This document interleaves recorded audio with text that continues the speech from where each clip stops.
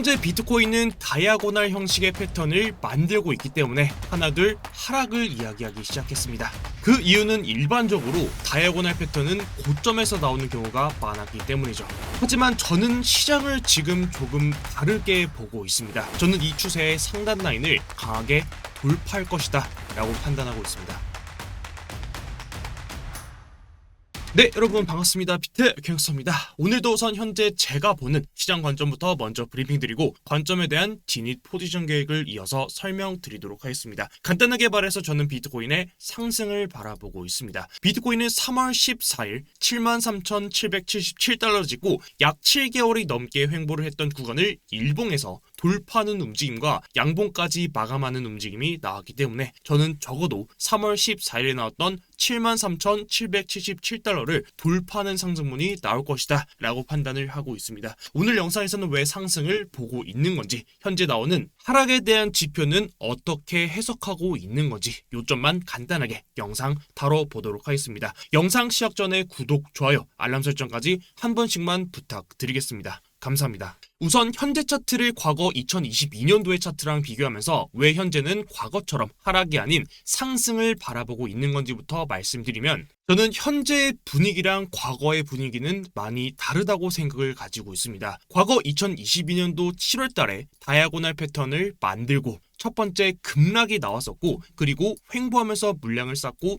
한 번 더 급락이 나왔었습니다. 당시의 하락의 주요 원인으로는 한때 세계 거래소 순위에서 바이낸스 다음으로 2등까지도 찍었었던 거래소인 FTX 거래소가 파산하면서 당시에 고점부터 저점까지 약 3일 만에 마이너스 27%가량 하락을 만들기도 했었던 자리였었죠. 당시에 FTX가 파산했던 이유는 거래소의 재정 상태가 악화되어 가면서 불안한 모습을 보이기 시작했고, 불과 몇 달 전 루나코인 사태를 겪었던 투자자들이 하나둘 FTX에서 자금을 출금하면서 뱅크런이 발생해 거래소는 파산하고 비트코인은 결국 하락하는 결과물을 만들었던 구간이었었죠. 그 근본적인 원인이 재정 상태의 악화였기 때문에 개인 투자자들보다는 정보력이 좋은 그 세력들은 물량을 충분히 정리할 수 있는 시간을 충분히 가질 수 있었을 것이고, 그 움직임이 현재 차트에서 하락하는 패턴을 만들었을 것이다 라고 차트를 바라보고 있습니다. 하지만 현재는 2024년도 미국의 대선이 코앞으로 다가온 만큼 미국 대선이 증시에 어떻게 영향을 줄 수 있는지를 판가름 해볼 수밖에 없는데, 현재 유력한 대선 후보로 언급되고 있는 공화당의 트럼프, 민주당의 해리스, 그리고 앞으로 대선이 6일 남은 지금 트럼프 66.1%, 해리스 34%로 트럼프의 당선이 우세한 상황입니다. 임기 초에는 폴리코노미라는 명목으로 시장에 자금을 풀어 그동안 이야기해왔던 그 공약들을 지키면서 지지율을 잡으려는 움직임을 보일 텐데, 사실 누가 되든 바이든이 되든 해리스가 되든 대선 뒤에는 시장에 자금이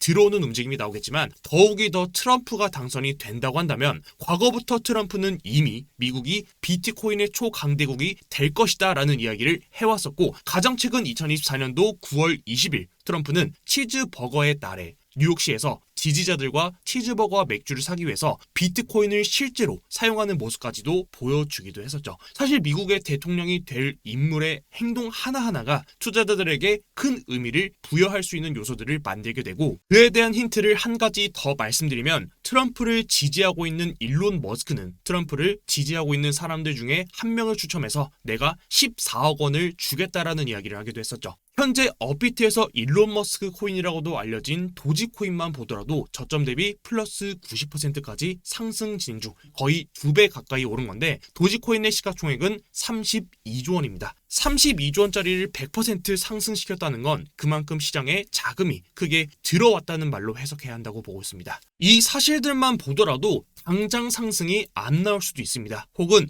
지금 바로 조정이 나올 수도 있습니다. 다만 큰 그림에서만 본다면 조정이 나오더라도 결국은 그 고점을 다시 또 넘기는 상승분이 충분히 연출될 수 있다고 시장을 보고 있습니다. 물론 차트적인 부분만 놓고 본다면 다이아고날의 가능성도 사실 배제할 수는 없을 거고, 일본 캔들에서는 일봉상 하락 다이버전스 역시도 나와주고 있는 상황입니다. 다만 1시간 봉으로 현재 차트를 작게 봤을 때 비트코인이 고점을 가파르게, 고점을 급격하게 빠른 속도로 올려주기 시작했고, 사실상 지금이 상승장의 초입 구간이라고 한다면 하락에 대한 지표를 무시하면서 올리는 경우가 대부분이기 때문에 지금은 지표에 대한 신뢰보다는 지금의 추세를 어떻게 만드느냐가 더 중요할 것이다 라고 차트를 보고 있습니다. 다시 말해 지금처럼 유동성이 들어올 구멍이 많은 상황에서 하락을 본다는 건 위험할 수 있다. 그렇기 때문에 저는 현재 자리에서 우리가 추세를 판단해 본다면 저는 지금과 같은 다이아고날 패턴보다는 오히려 올라온 이 구간, 지금처럼 하단 추세 라인과 상단 추세 라인을 이어서 하나의 채널링을 형성하게 되고 그 채널의 신뢰도 역시도 판단해 보자면 하단에서 지지를 2차례 받아왔고 상단에서도 저항을 여러 차례 받아왔고 현재 채널의 중단 라인에 대한 신뢰도도 봤을 때 채널을 이탈하면서 채널의 하단부까지 중단에서 저항받고 돌파했을 때 상단부까지 중단 자리를 이탈하고 내려왔을 때 채널의 하단부까지 현재는 채널의 중단부를 저항받고 있는 형태를 보이고 있습니다. 현재 지금의 채널의 중단 라인을 돌파하는 상승분이 나와준다면 저는 채널의 상단부까지도 충분히 돌파하는 그 상승분이 나올 수 있을 것이다. 현재 가격 기준으로 해당 자리는 75K입니다. 앞으로 미국 대선까지 6일하고 12시간 정도 남았기 때문에 지금의 상단을 먼저 찍고 내려오느냐 혹은 채널의 하단부를 먼저 돌파하고 조정을 주고 상승을 돌파하느냐가 가장 중요한 포인트가 될 것이다 라고 차트를 보고 있습니다. 그게 무슨 말이냐면 자 바로 직전 차트에서도 나왔었던 구간인데 자 바로 직전 차트도 현재 채널링을 매겨본다면 상승 채널의 하단부를 이탈하고 또다시 하락 채널을 만든 뒤 그 하락 채널을 돌파하면서 새로운 상승 곡선을 만들듯이 현재 구간에서도 채널의 하단부를 뚫고 내려오게 된다면 단기적인 조정은 충분히 나올 수 있다. 그리고 저는 그 조정이 나와준다면 상승에서 쌓았던 이 매물대 라인, 거래량을 터뜨렸던 이 자리 역시도 충분히 깨는 하락이 나올 수 있다.